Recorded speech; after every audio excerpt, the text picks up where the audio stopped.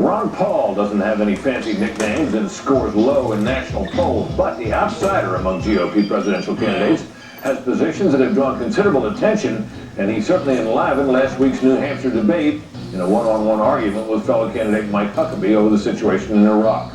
Correspondent Chris Gutierrez takes a closer look.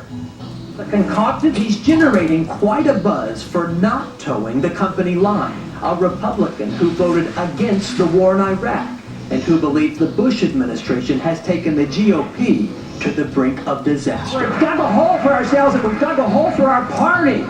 We're losing elections and we're going down next year if we don't change it. And it has all to do with foreign policy, and we have to wake up to this fact. Even if we lose elections, we should not lose our honor, and that is more important than the Republican Party. We've lost over 71-year-old Ron Paul is a small-town Texas doctor who's delivered more than 4,000 babies. This 10-term congressman is once again running for the White House.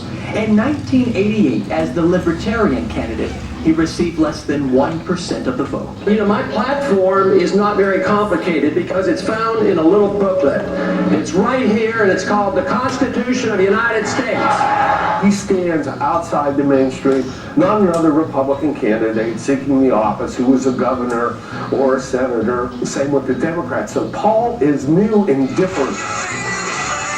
And although he's no higher than 3% in national polls, Paul picked up 1,500 new volunteers through his website after the South Carolina GOP debate when he won an unscientific text message vote. He's probably got me more attention in 24 hours than I got in 30 years in politics, and most of it was all positive. But will a positive feedback online lead to votes in a Republican primary? It gets the recognition, and right now that's what he could use. The internet is also generating money, millions of dollars, but far less than the tens of millions brought in by the top-tier candidates. We look at it in perspective and not deceive ourselves. So Paul plans to make good use of the national spotlight, as he did when he tangled with Republican frontrunner Rudy Giuliani on the 9/11 attacks. Have you ever read about the reasons they attacked us? They attacked us because we've been over there. We've been bombing Iraq for 10 years. I don't think I've ever heard that before, and I've heard some pretty absurd explanations for September 11th.